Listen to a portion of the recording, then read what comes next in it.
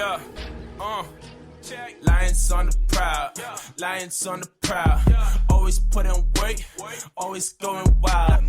Lions on the prowl, Lions on the prowl. Yeah, always put in work, always going wild. Best quarterbacks you ever heard. Yeah, that Matthew Stafford, Golden Tate, Marvin Jones. They gon' get it in the zone. No matter how they try to fan, Darius Slay gon' get it in. That Patricia Ball Quinn, making sure our players win. Got a dangerous offensive, they always bring the pain. Talking about that Ricky Wagner, can't forget about TJ Lane. Detroit Lions got it locked. Tim and Jim gon' let you know. This the Lions on the prowl. Come on, time to start the show. Hello again, everybody. This is Lions on the Prowl, and this is episode number 26. I'm Jim. Hello, fellow Maniacs. This is the Maniac Tim here, and football finally back. Opening season. Opening of the season. It was Thursday. Philadelphia wins, and using some trickeration. Yep. And then today there's some games going on. We're recording right during some of those games, and you know what? Football's back. Yeah. Real football. Yeah, real football. And we get to see what the real Lions are going to be like this year. And, man, they better be a lot better than what we've seen in preseason, which I think they're going to be. Well, I'm hoping, but I'm not as optimistic as you are. We'll see how it goes. Right. Okay, and this week we're going to look at the Player of the Week like we usually do. We're going to keep that a surprise for you for now.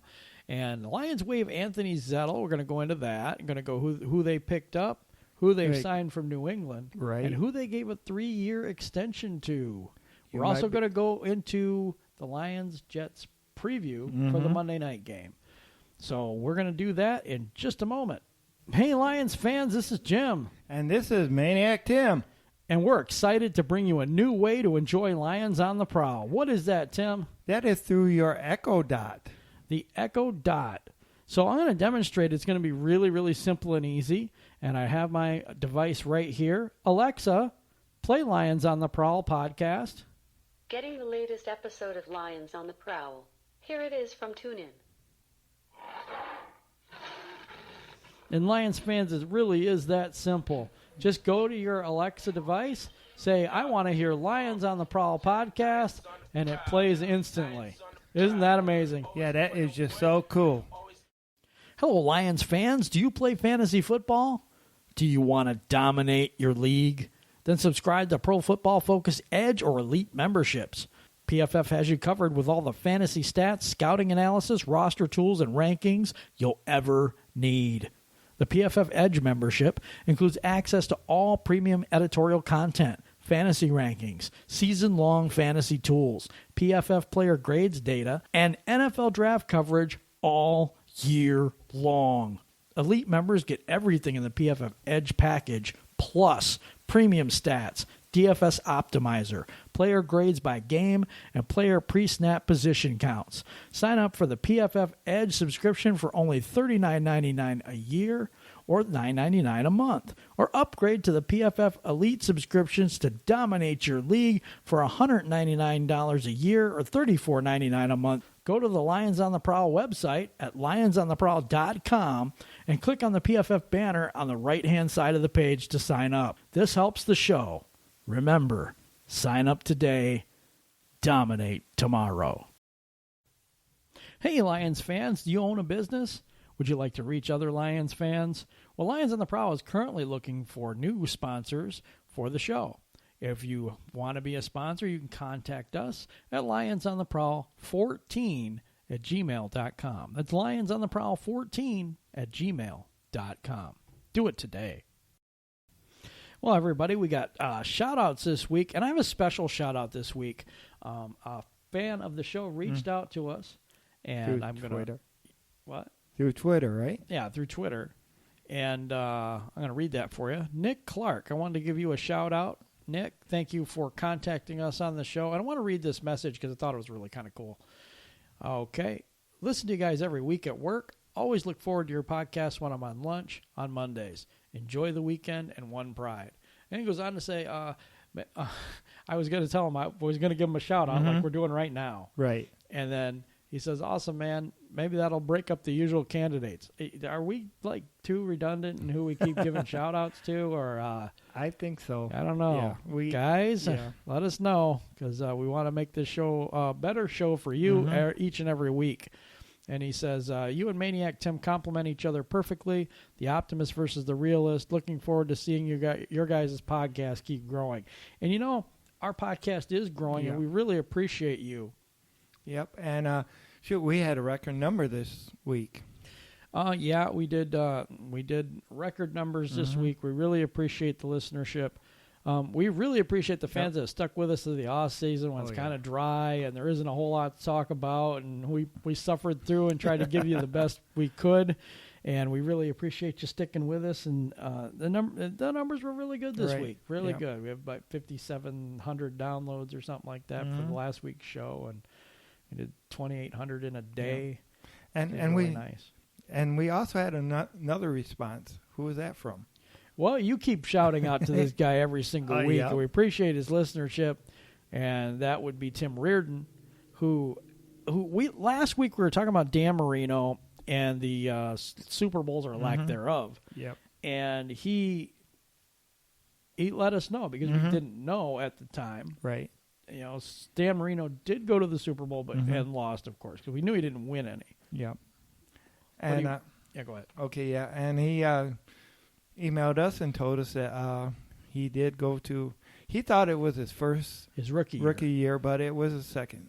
It was his second year, 1984, and it was versus the San Francisco 49ers. Yep. And he lost. Yep.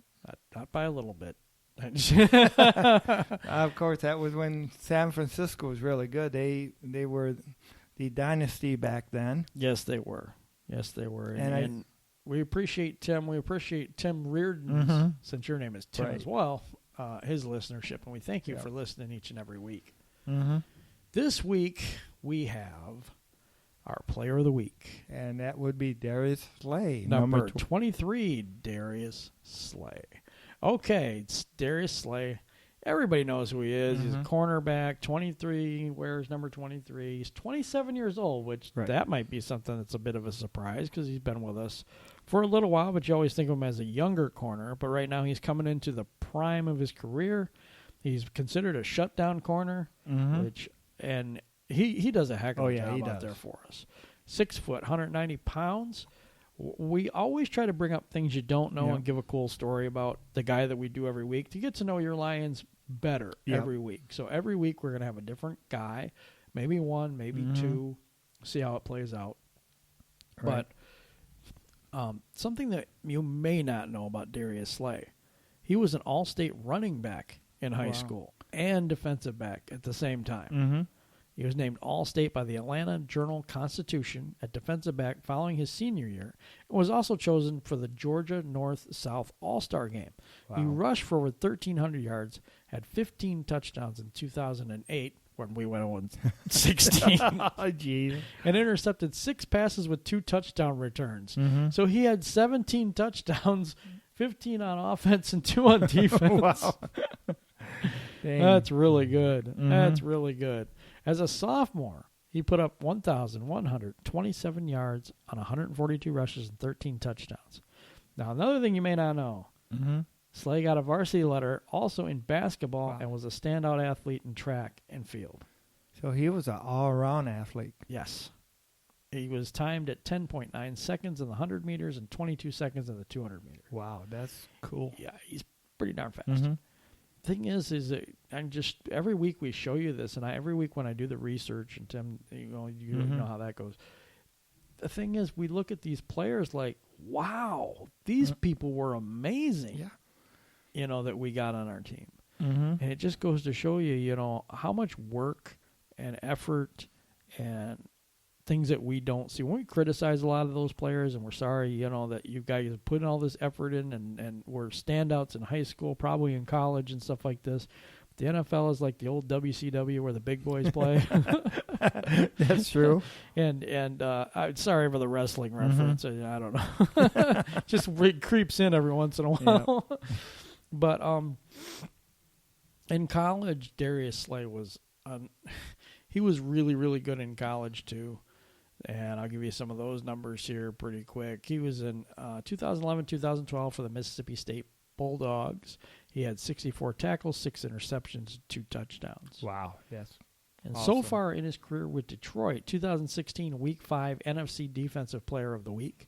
In 2017, he was the Defensive Player in the Week for Week 15 NFC.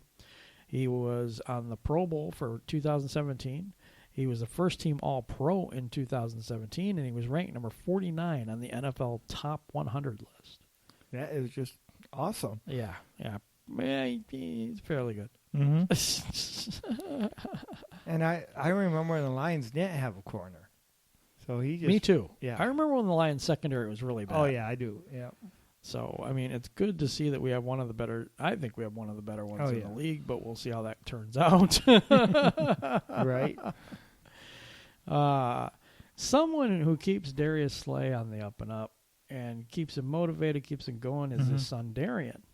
Oh, wow. And it's funny because he says, do you like, your dad? And he says, He said, even though he got mossed a few times. Like I tell him, don't get mossed. He tells me every time I go out there. For those not familiar with the term, getting mossed is a reference to retired receiver Randy Moss when he used to make defenders look bad with his spectacular catches. And, the Lions could have had Randy Moss, but they passed off on him for Terry Fair. I remember that. Life is I hated not that. fair. Yeah. And who picked him up? It was Minnesota. Yep. Yep. At the 20th pick, and the Lions had the 19th pick and selected Terry Fair, who I'm sure probably most people haven't even heard of before. Kind of like Eric Ebron and Odell Beckham Jr. or Aaron Donald, or it's just the same old thing. We're going to get into a little bit of that today, and I hope we don't get too frustrated, but got something coming up for you. Yeah. We'll talk about it later. He says, "Dad, no touchdowns today."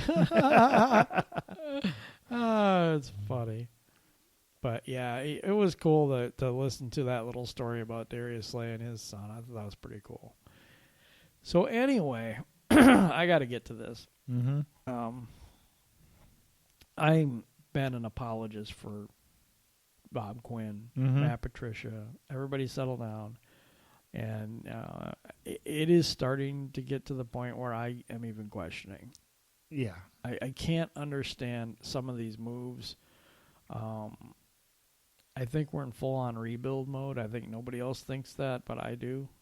And I might be totally looking at this wrong, but you waived the Lions waived 6th-round pick Anthony Zettel on, I think it was Monday.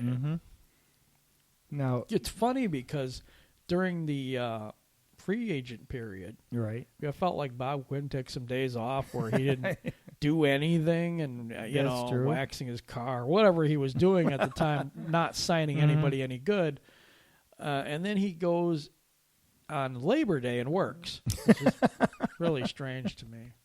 No, I'm kidding. Right. But they waive Anthony Zettel. They sign edge rusher Romeo Okwara. I like Okwara. I've seen a little bit about him. He's only 23 years old. He has really long arms. He can tackle really well. Right. He can set the edge, which they need. He's a little faster, so he can probably cover a little bit better than Zettel could. Zettel was caught out of position a lot of times in the preseason, and he just wasn't a fit for this new defense. Brings up another point. Yeah. Now, we have said before that we thought that Bob Quinn was building for Matt Patricia for 2 years. Well, that doesn't seem to be the case now. It doesn't. I mean, I really thought that because I thought A'Shawn Robinson was a bigger, type of a run-stuffing, space-eating type of guy. But in this system, he has floundered. Yeah. He's not looked good at all. And why I'm saying I'm starting to question things is because Bob Quinn's drafts are starting not to look so good. Yeah, some's not even with us anymore. Well, yeah, Antoine Williams, he was a linebacker that they cut. They cut Anthony Zettel, 6th-round pick. And A'Shawn Robinson doesn't look that good. Miles Killebrew hasn't looked that good. Right. And Tease Tabor's not starting. Nope. And he was a 2nd-round pick. So I'm not sure what's going on. I mean, we've had some hits and we've had some misses. That's to be expected. But I'm a little bit blown away by giving up essentially a 6th-round pick for an undrafted free agent. And granted, he may fit the defense better, but he hasn't really done a lot in the NFL. I think he played 16 games. But he started 2. Yeah, and he was also cut by the Giants. Right. But remember, he's not going to be the number 1 edge rusher. Kennard will be the number 1 edge rusher. He will replace him rotationally on the other side of Ziggy Johnson. It's good to have those type of players, and he is more versatile than Zettel. But I hear you, Lions fans. Why not cut one of the 17 million offensive tackles we have, or somebody that wide receiver that's named Marquis? No, I'm kidding. Yeah, but I know when we were looking at info, Ziggy Johnson really likes this guy. He does. Being opposite he of does. Him, so. And he's training him, helping him, and stuff like this. But, okay, why couldn't you have kept Anthony Zettel in the rotation, have him replace Ansa when he's tired or whatever, and rotate him in and out, and get rid of, like, the 6th wide receiver or 5th or whatever it is? I don't understand that move. Jake Rudock passed through waivers and is signed to the practice squad now, so we didn't completely lose him. We did lose Dwayne Washington, and we lost a couple others to Anthony Zettel. As soon as he was waived, got picked up by the Cleveland Browns already. Who beat us in preseason? Handily. Yeah, with our, but it was like our third stringers. Most of our people that played that game was cut. That's true. Pretty close. So there's a lot of roster moves still going on. They're tweaking the roster. They signed Marquis Flowers. That is the other move that they made. Former New England guy. Knows Matt's system. Yeah, he does know Patricia's system, which is a good thing. Yeah. The other thing about Okwara, he also knows that type of a system. He played that type of a system, but not necessarily that system. So we're not sure if we're actually going to see him on Monday night or not. Right. But I don't know. We need to see somebody. Right. Oh, I forgot. This episode of Lions on the Prowl is brought to you by MapQuest. Let's hope the Lions defense figures out a way to show up on Monday night at Ford Field. If not, they can just Google it like the offense does, because I'm sure the offense with Matthew Stafford will show up. Anyway. Okay, so for Marquis Flowers, they wanted to sign him in the offseason, but he chose to stay there. He's 26 years old, 6'2", 245, the bigger defensive lineman like we like, or Patricia likes. He started 2 games. He played 16. He had 25 tackles, 7 assists for a total of 32. Right.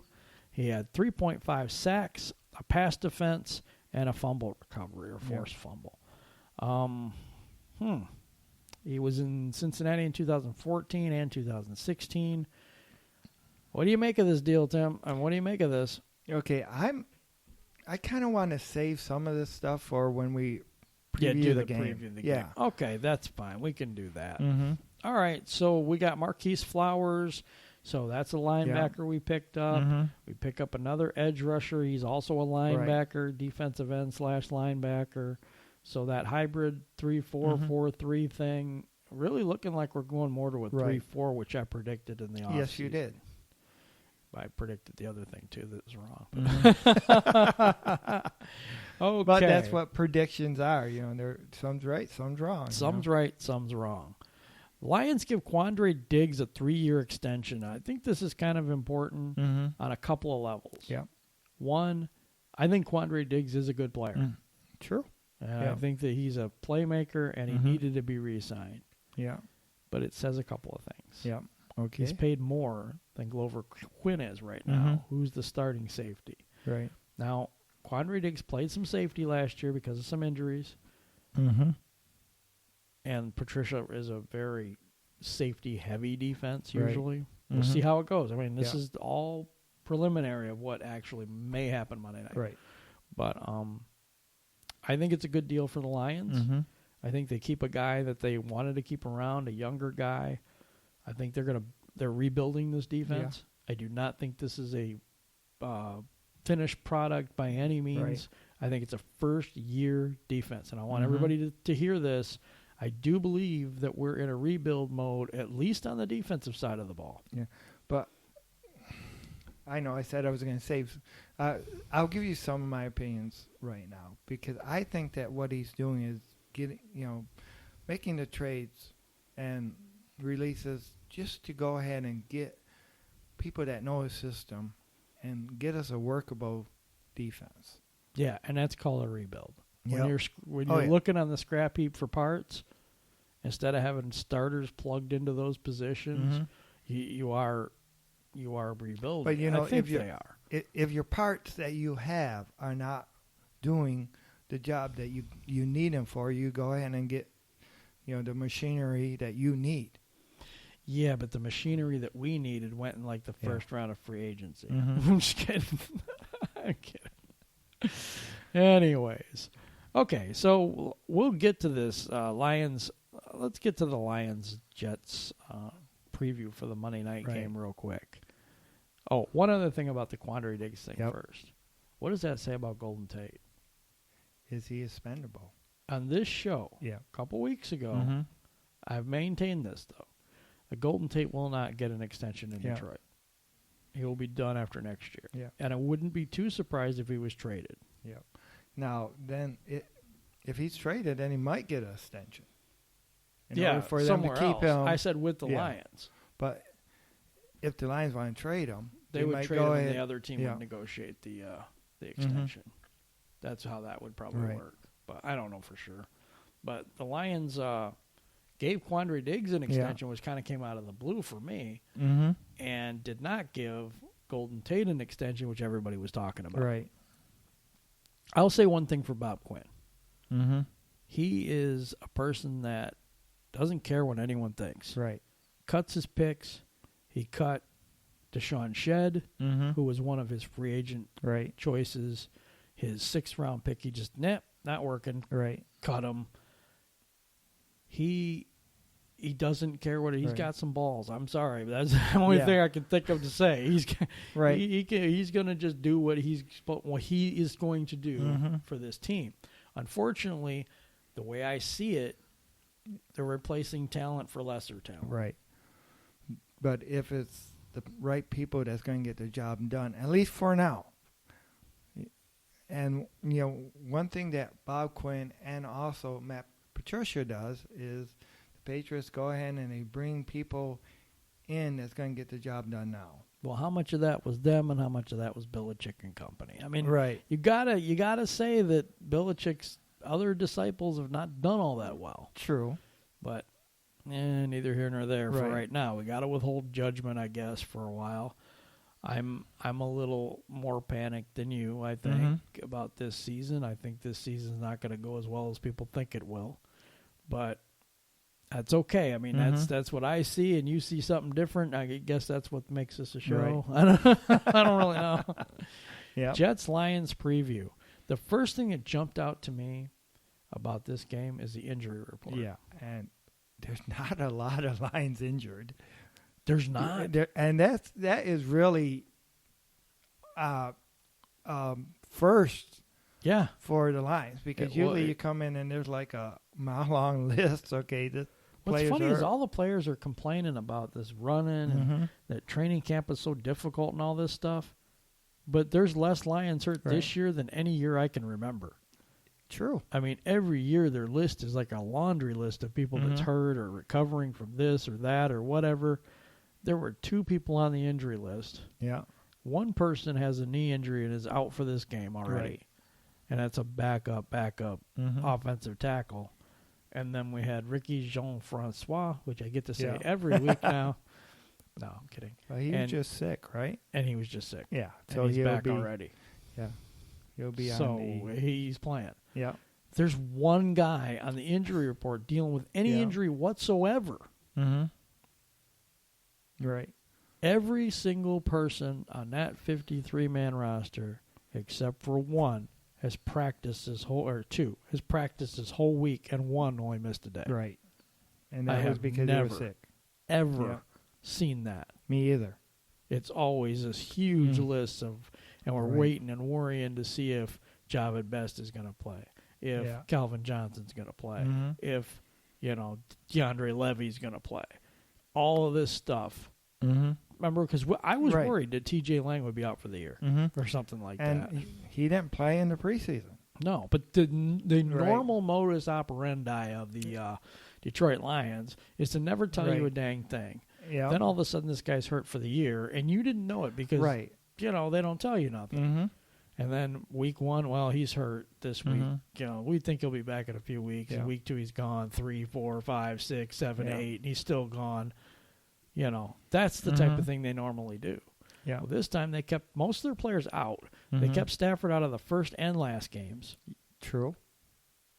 Which hasn't been done before. I mean, he usually played every game at least a series or two. And he pulled them out. Yeah. He pulled out all the starters for the last game. Oh, yeah, he did. And, he definitely didn't have first game Stafford. We're used to seeing Stafford come in the first game and, march it down for a touchdown, then his second drive throw interception or something like that. We didn't see that. No, we didn't see much we of didn't see anything. him until like the, what was it? Second game. Second game, yeah. Played the second game for a little while. But good job, Yeah. Matt Patricia. Right. Because you did something that no other coach has been able to do since I've been following the Lions. And I've been following the Lions since probably 76, 78, somewhere in there. Or it might have been a little later. Yep. Pretty close. But the thing is, and I want to harp on the point to death, Right. but that injury report looked great to me. Yeah, I did. Yep. So anyway, let's see if we can maintain that throughout the season. Okay. So injury report goes like this, and the Jets are injured quite a bit. So let's see if we can go through their injury report. Yep. And some of these are some guys that they were relying on, Right. too. Josh Martin, concussion, out. Yep. Marcus May, their good safety, doubtful. Yep. His foot injury. No practice on Thursday, Friday, or Saturday. Jermaine Kearse, a wide receiver, has an abdomen issue. He was out Thursday, limited practice on Friday and Saturday. He's doubtful for the game. I think he could play. Jeremiah Atashu, he is a linebacker. His calf is injured. Limited practice. He full practice yesterday. Calvin Beachum. This is important because that's their starting left tackle. Right. He has a foot injury. I mean, if you have a foot injury and Ezekiel Ansah's on you, Yep. you don't plan as well, you're going to be knocked down. I mean, I'm hoping that this is what happens. Right. But foot injury, full practice all week, so we'll see if but let me give you some of these wide receiver: Quincy Inua, Neville Hewitt, linebacker Spencer Long is a center, defensive tackle Steve McClendon, Terrell Pryor, wide receiver, he will play. But look at the injuries, and it says limited practice, and these are all full practice. Right. But Brian Winters, a guard, his back. Avery Williamson, his linebacker hamstring issue. Buster Screen, cornerback, his hand. I mean, this is usually the Lions thing, and the Lions have Andrew Donald, who's out, and Ricky Jean-Francois with an illness. That's it. There's two players. The Jets, you have to scroll down a bit to see their whole thing if you're looking at it on the computer. Right.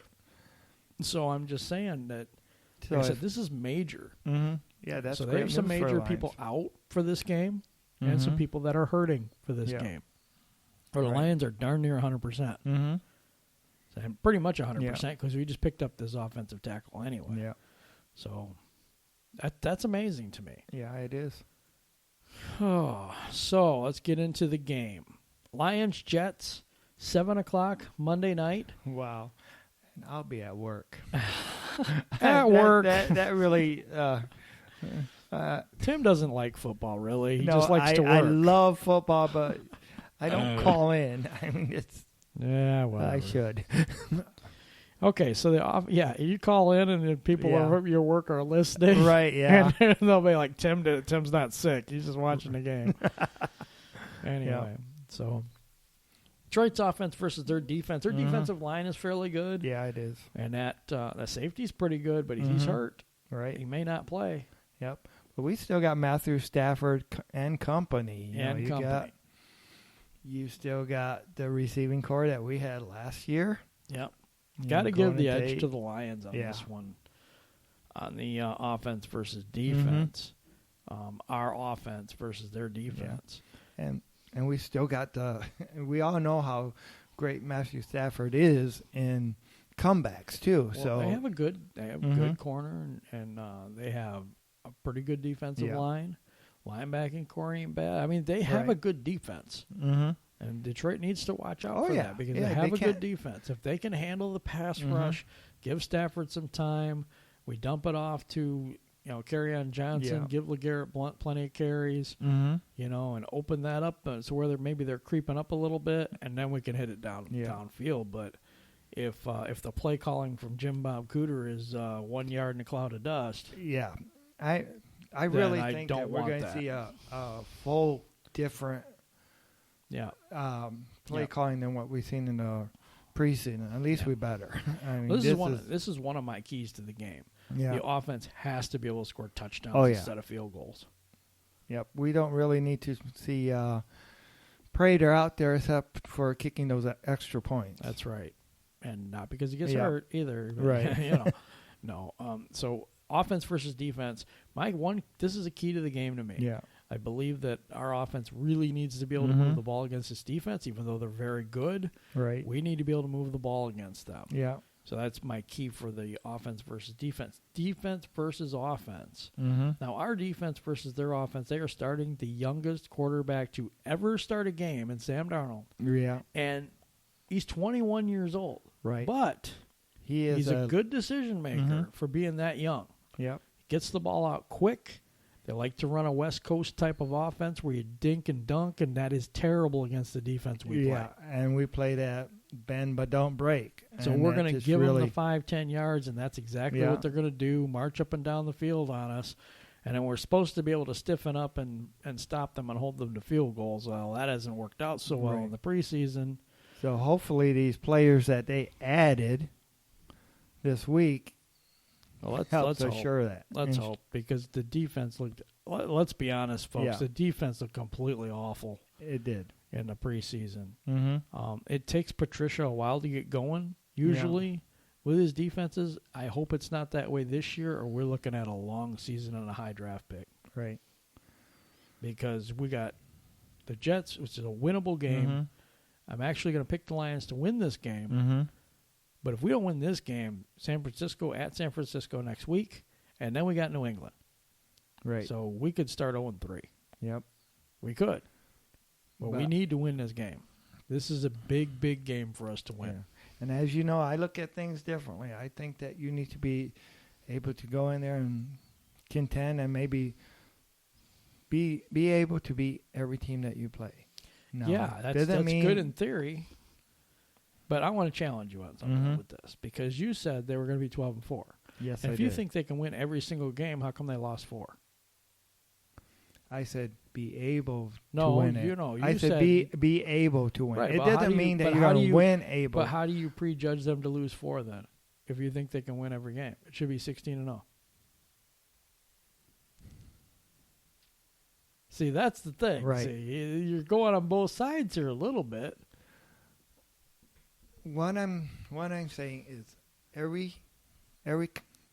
if you go ahead and count all these games as a loss, instead of going there prepared to be able to beat every opponent, I mean, sure, it would be great. I would like to see them 16-0. That would be awesome.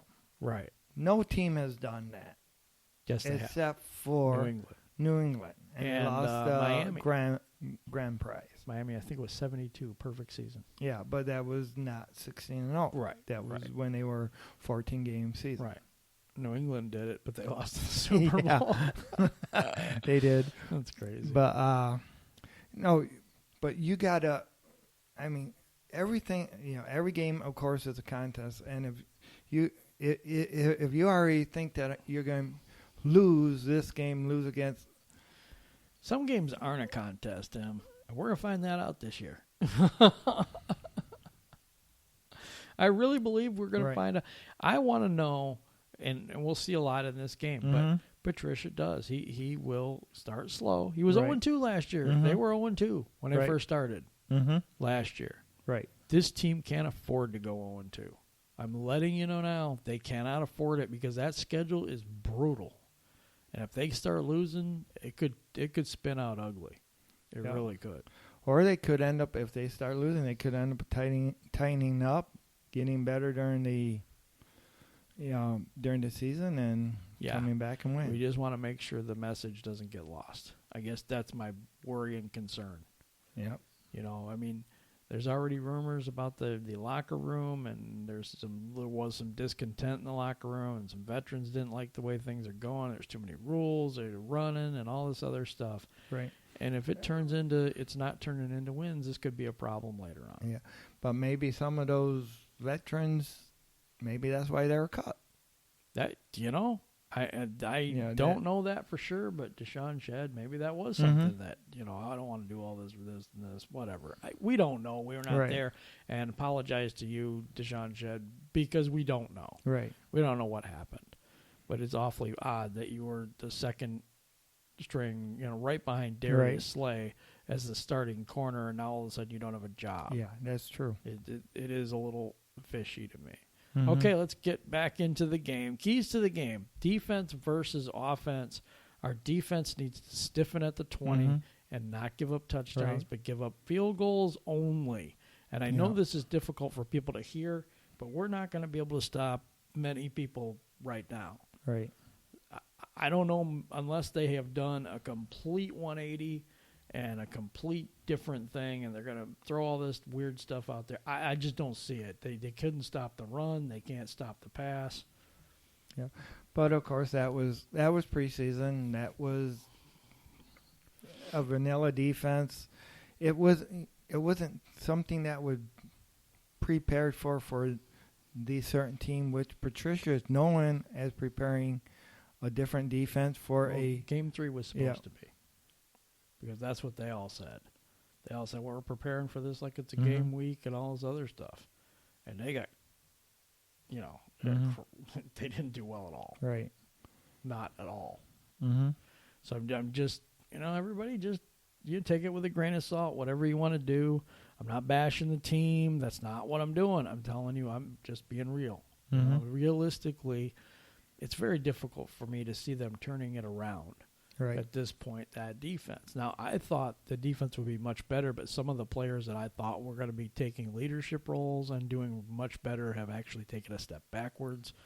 And some of the free agent signings have been less than what I expected. Yep. Well, I just hope they've been playing possum.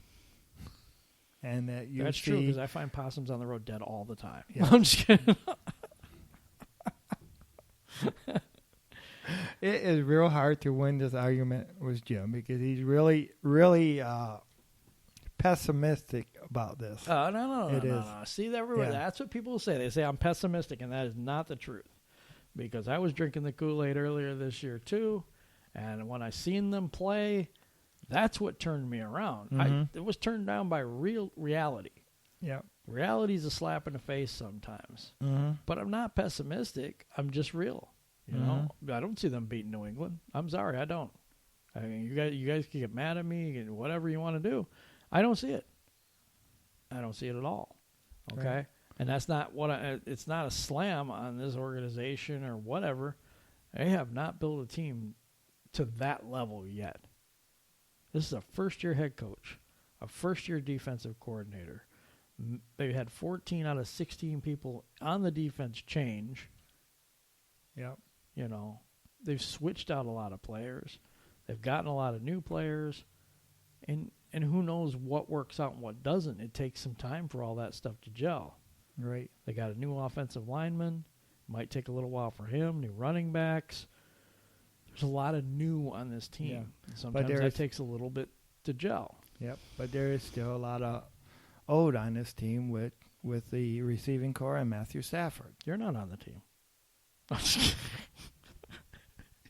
There's not that much old on the team. I'm just kidding. Oh, sometimes this is the one thing we wanted to go into because, okay, let's get it out there. The keys to the game. And this is a winnable game. Yes, it is. What do you have to say about the game? I've dominated that time. Go ahead. Tell me what you think about this game. I think you're going to see the offense go ahead and run the ball. Good. Get positive yards. That'd be helpful. Go ahead and get some touchdowns. You're going to see plays mixed up as far as for the Jets ain't going to know exactly what they're going to be facing. But could they in the first place? No, I'm just kidding. Well, of course, they are preparing against the Lions, so I'm sure they know somewhat of what they're facing. But you're going to see an actual game plan, a winnable game plan against this team. I think so too. Is that and what are you? Those are your keys to the game. Yeah, my keys is of course seeing a lot of dump off passes, seeing runs with Garrett LeBlanc and also LeGarrette Blount and Kerryon Johnson, Amir Abdullah, and you're going to see Tate's going to be out there catching those balls, and Marvin Jones. So who do you got in this one, Tim? I got the Lions winning. Got the Lions winning. Yeah. All right. What's your score? I'm going to say 23-14 Lions. 23-14 Lions. I got it 17-13 Lions. That's what I got. 17-13 Lions. Close scoring game, very little scoring. I see the Lions using the silver shoot yourself in the foot offense, and the defense bend but kind of break sometimes, and then they take up a lot of time in possession but don't do anything with it. Yeah. Well, I think you're going to see a lot of first downs. I think you're going to see them getting for those them or for the Lions. For the Lions. You're going to see the Lions getting the first downs. You're going to see the Lions getting the touchdowns. Okay. Well, we'll wait and see on that. Mm-hmm.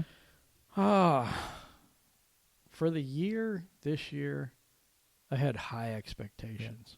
Yeah. And for me, 9-7 are high expectations. Because in my equation, I take out 1 or 2 games for the refs. Because they screw us either 1 or 2 games a year. So I had them 10-6. Adjusting for the refs, I had them 9-7. Mm-hmm. I saw the preseason, and we did a poll like, does it change your mind? It did. Mm-hmm. It changed my mind. Yeah. That defense looks completely awful. Mm-hmm. And I'm sorry, I know it's preseason, and everybody says, oh, it's just preseason, don't worry about it. Those people are competitive people. Our people are getting beat one-on-one left and right. And so for me, I've got it narrowed back down to 7-9. That's my prediction for this year. That is the official prediction. Lions on the Prowl Gym, 7-9. Okay. What do you got, Tim? 12-4. You're going to stick with 12-4. I'm going to stick with 12-4. Just preseason, folks. Just preseason. So 12-4. Give me a reason why. And give me the 12 wins on that schedule. I'm not going to give you the 12 wins because, I say, there's no way you could.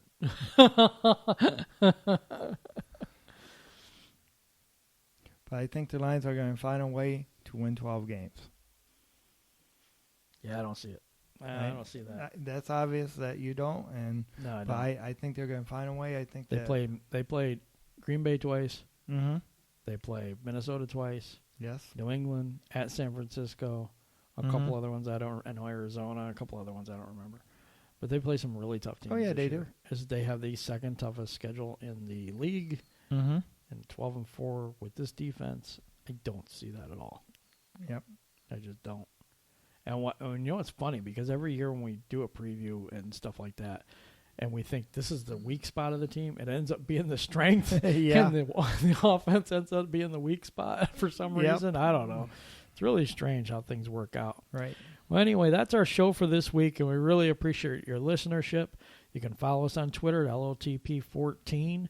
Give us an email at lionsontheprowl14@gmail.com. You can listen to us on iHeartRadio, iTunes. We have Tune in. Spotify. He does that Spotify. I every always week. say it wrong. Every week. Yeah. Okay. All right. Have a Spotify. good week. Bye, Yep. guys. Bye.